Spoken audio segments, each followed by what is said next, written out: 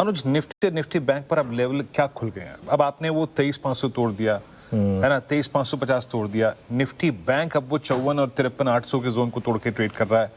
हर तरफ से pressure, SBI कोई पुल बैक नहीं।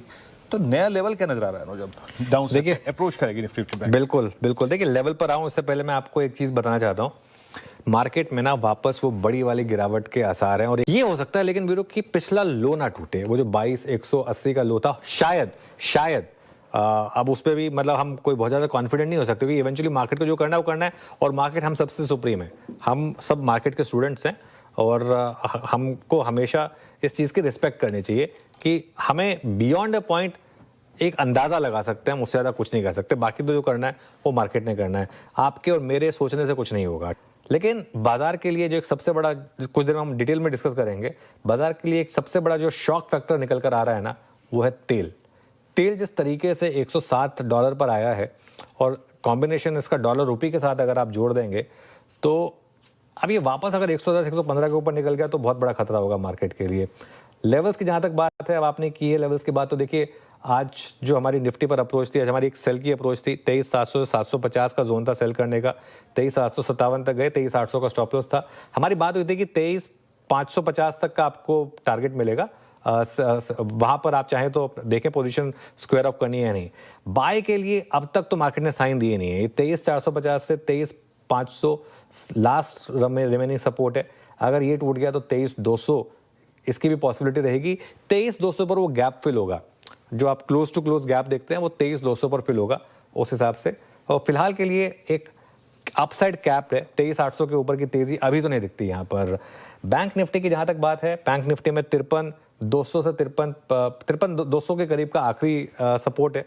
अगर ये टूटा तो जो पुराने लो थे 50,000 50,500 के आसपास के, वो भी टेस्ट होने का एक रिस्क ओपन हो जाएगा। और अभी के लिए 54,200 मैक्सिमम 54,500, इसके ऊपर की जगह नहीं दिखती अगर इसी एनवायरनमेंट में क्रूड और डॉलर रुपये रहे तो। अनुज, ये हम इस मंच पे आईटी पर पहले से बात कर रहे थे। नो कन्विक्शन, कोई कन्विक्शन नहीं था। मत चेस कीजिए आईटी को। टेक्निकल प्ले इक्का दुक्का दिन आ जाए, that's something different, but trust नहीं था। अनुज, इस ओपन एआई के ये जो नया आज एक अध्याय शुरू हुआ आईटी में, जिसने करीब 1000 पॉइंट का एक डाउनसाइड खुला है, इसे कैसे देख रहे हैं आप? और वो जिस वर्ड को हम रोज बरोज इस्तेमाल कर रहे हैं, एग्जिस्टेंस का रिस्क, है ना, क्या टेक है व्यूअर्स के लिए आईटी पर आपका इस वक्त? बिल्कुल। देखिए, मैंने जो सुबह टेक दिया था, मैं अपने प्रोड्यूसर्स को रिक्वेस्ट करूंगा अगर वो उसके ग्राफिक्स पुल कर सकें तो। देखिए, सीएनबीसी की आवाज़ ने लगातार लार्ज कैप आईटी में नेगेटिव व्यू रखा। आप आईटी का इंडेक्स का 3 महीने का चार्ट उठा के देख लीजिए। अब बहुत लोग कहेंगे कि ठीक है, ये अब आप कह सकते हैं आराम से। नहीं, हमने ये व्यू तब भी रखा था जब निफ्टी आईटी उस रैली में 32,000 तक आ गया था, 31-32,000 तक आ गया था। ठीक है, लगातार इस प्लेटफॉर्म पर क्या बात हुई थी वीरू की, लार्ज कैप आईटी से निकलिए, इस रैली को यूज करिए, इस रैली में फंसिए मत।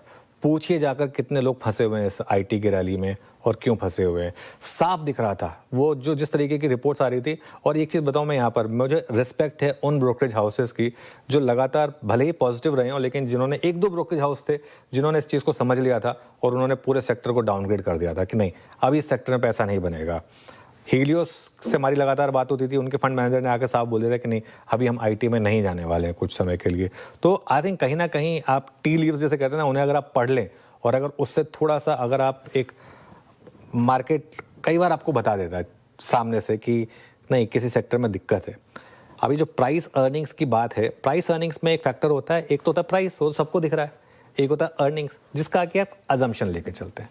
और खासतौर से 27 और 28 की अर्निंग्स, इसका अजम्पशन अब कोई कैसे ले पाए? अब चैट जीपीटी अगर आपको कोड लिख के दे दे, और अगर वो जो कंपनियां हैं जो बड़ी बड़ी $1 ट्रिलियन इनको $1 बिलियन के कॉन्ट्रैक्ट देती हैं, उन्हें बोले कि आप 10% 20% में हम आपको उससे बेहतर कोडिंग करके दे सकते हैं, तो वैसे ही जो इस समय दुनिया का माहौल है ऑस्टेरिटी का, तो व्हाई नॉट? तो हो सकता है आगे जाते हुए आईटी कंपनी से कुछ बड़े क्लाइंट्स छिन जाएं। इस वजह से लार्ज कैप आईटी में नहीं फंसना है। मिड कैप आईटी अपनी जगह ढूंढ लेती है कुछ स्टॉक्स, तो इस वजह से मिड कैप आईटी इतना नहीं गिरता है, लेकिन लार्ज कैप आईटी में यही दिक्कत रही है बिरू। बट क्रूड का 107 पे फिर आना अनुज, एक लग रहा था कि शायद ये युद्ध अपने अंतिम दौर में, लेकिन डोनाल्ड ट्रंप साहब का ये जो ईरान का प्रस्ताव था उसको टर्न डाउन कर देना, उस पर मनाही, ये क्रूड सेंस क्या कर रहा है? क्या फिर एक बार युद्ध जैसी स्थिति? देखिए, युद्ध जैसी स्थिति हो या ना हो, लेकिन सप्लाई प्रेशर तो है। और आई थिंक आज जो उदय कोटक ने एक बात कही थी ना, वो मुझे बहुत ज़्यादा इंटरेस्टिंग लगी। उदय कोटक पेशे से बैंकर हैं, भारत के सबसे बड़े बैंकर हैं, सबसे अमीर बैंकर हैं, लेकिन उदय कोटक, मैं मानता हूं पर्सनली कि मार्केट की पल्स ना सबसे ज़्यादा अच्छी तरीके से समझते हैं, स्टॉक मार्केट की पल्स। आज उदय कोटक ने एक बात कही कि हमें एक ऑयल शॉक के लिए तैयार रहना होगा। और एक और जो बात उन्होंने कही कि ये जो वॉर खत्म है, अब ये वॉर खत्म भी हो गई मान लीजिए, ये पूरे के पूरे डायनामिक्स को बदलने वाली है। अभी तक क्या होता था, वर्ल्ड इकोनॉमीज, हर कोई डावोस में इकट्ठा होता था, हर कोई कोलैबोरेशन की बात करता था। उनका ये मानना है कि हम वापस 1945 से पहले वाले ट्राइबल वर्ल्ड में जाने वाले हैं। इसका मतलब क्या है? ईरान अपने ऑयल पर अपना कंट्रोल रखेगा, यूएस अपने ऑयल पर अपना कंट्रोल रखेगा। भाई हमें हमारी रिक्वायरमेंट के लिए चाहिए, कल को कुछ हो गया तो, कल को मान लो हमारे लिए तेल नहीं बचा तो उस तरीके की सिचुएशन आने का एक रिस्क है। इस वजह से ये क्रूड जो है इस लेवल पर आया। हालांकि ये अभी आप ये व्यू ले सकते हैं क्योंकि अभी इस तरीके के मामले दिख रहे हैं, तो इसके लिए मेरा मानना ये है कि ये सब चीज़ें जो है ना, ग्लोबल फाइनेंशियल क्राइसिस के टाइम पे भी लोगों ने ये व्यू लिया था कि इन्वेस्टमेंट बैंकिंग खत्म हो गई है। आपने देखा क्या हुआ 2020 में जब कोविड आया, लोगों ने एक व्यू लिया कि ट्रैवल एंड टूरिज्म खत्म हो चुका है। देख लीजिए, उसके बाद सबसे बड़ी रैली ट्रैवल एंड टूरिज्म में हुई है ना। तो ये इस समय आपको थोड़ा सा एक अजीब लगेगी ये बात कहनी, लेकिन मेरा पर्सनल मानना ये है कि अगर आपका 3 से 5 साल का नजरिया है, सबसे बड़ी रैली वहाँ होगी जो आज स्टॉक्स गिर रहे हैं प्योरली बिकॉज ऑफ जो क्रूड ऊपर जा रहा है उसकी वजह से $160 के ऊपर आया। काम करते हैं, हमारे साथ आनंद टंडन जुड़े हैं, उनसे बात कर लेते हैं। Anand ji, good afternoon. आज उदय कोटक ने एक स्टेटमेंट दी कि भारत को एक मैक्रो शॉक के लिए प्रिपेयर करना चाहिए अपने आप को। प्राइम मिनिस्टर मोदी ने भी कल जो वार्निंग दी थी, क्या लग रहा है आपको कि मार्केट इस समय एक थोड़ा सा डरा हुआ है इन सब चीज़ों को लेकर, और मार्केट को लग रहा है कि कहीं ना कहीं एक बहुत बड़ा इम्पैक्ट आने वाला है आगे जाकर अर्निंग्स पर और ओवरऑल मैक्रो पर? एक्चुअली मार्केट डरा हुआ नहीं लग रहा है मुझे, क्योंकि अगर डरा होता तो यहाँ से और नीचे गिरता।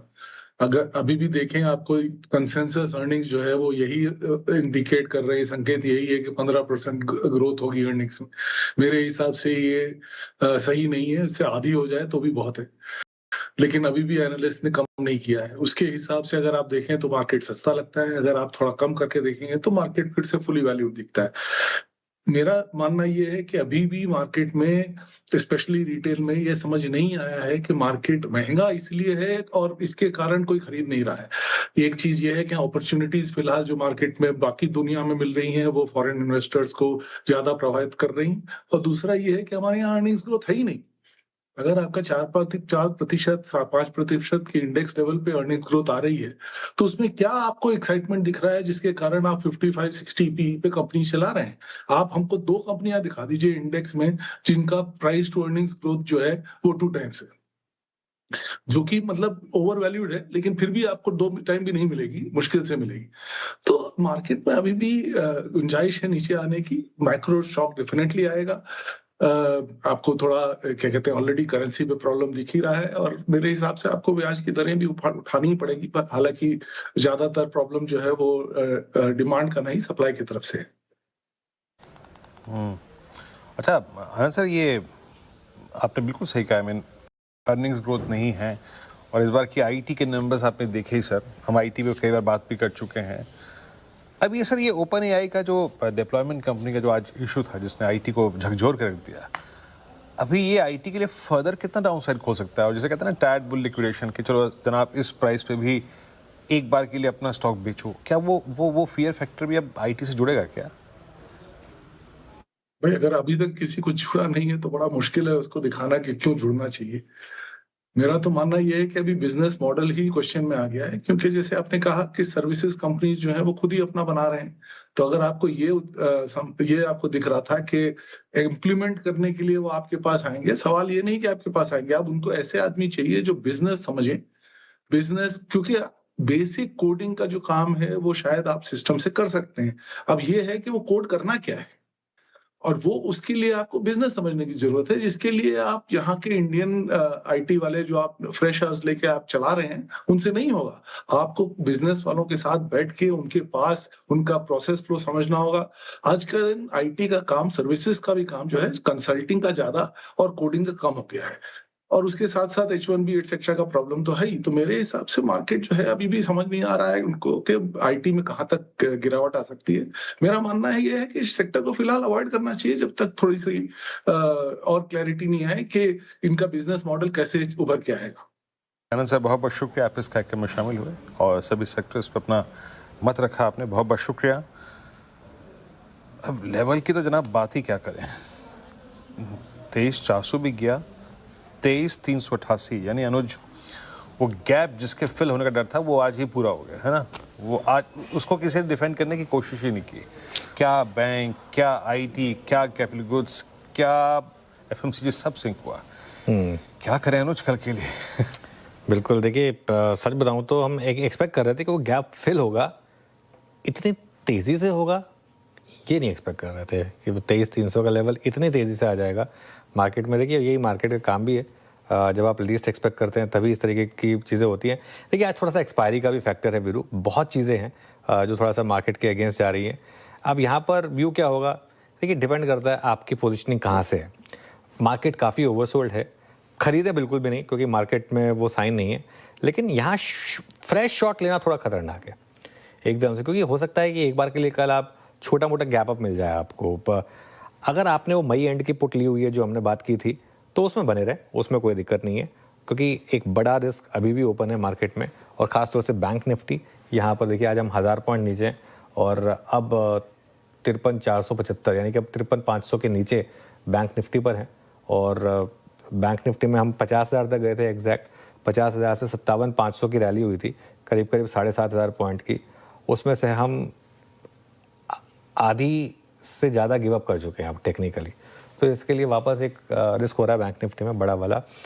मेरा मानना ये है कि मिड कैप और स्मॉल कैप को मैं एक दिन और देना चाहूँगा, क्योंकि सिर्फ एक दिन की डिक्लाइन से मिड कैप और स्मॉल कैप मुझे लगता है कि ट्रेंड बदला है। लेकिन अगर कल भी इस तरीके की एडवांस डिक्लाइन रही और कल भी अगर मिड कैप और स्मॉल कैप में इस तरीके का बिहेवियर रहा तो थोड़ा सा वहाँ पर भी आपको अपने प्रॉफिट को शायद प्रिजर्व करने की ज़रूरत पड़ेगी, जहाँ बड़े प्रॉफिट रहे होंगे। लेकिन आज का मार्केट मेरे ख्याल से जब से ये रिकवरी रैली शुरू हुई है उसके बाद का सबसे खराब सेशन है। इतना खराब सेशन रिकवरी के बाद हमने नहीं देखा। इस तरीके की एडवांस डिक्लाइन और इस तरीके का बैंक निफ्टी, और सभी गिरे ना, बैंक निफ्टी 0.25%, आईटी देखिए एक बार जरा, आईटी किस तरीके से गिरा है, रिलायंस देखिए आप, रिलायंस किस तरीके से गिरा है। ऑलमोस्ट कोई भी जो पॉकेट है मार्केट की उसने आपको नहीं बचाया। सिर्फ एक मेटल्स है जिसने थोड़ा ठीक ठाक किया है, मेटल्स फिर भी ग्रीन में है। अदरवाइज एक्स ऑफ दैट, अब तो मेटल भी रेड में आ गया, अदरवाइज मोर और लेस हर जगह गिरावट बढ़ी है। बिल्कुल, तो चलिए जनाब, आपने एक सेंस सुना आप कि क्या कर सकते हैं निफ्टी पर। अभी फर्दर शॉर्ट का एरिया नहीं है यहाँ पर, किसी रिवर्सल, किसी पुल बैक का इंतजार करें, बट इस प्राइस पर शॉर्ट थोड़ा सा अवॉइड करें।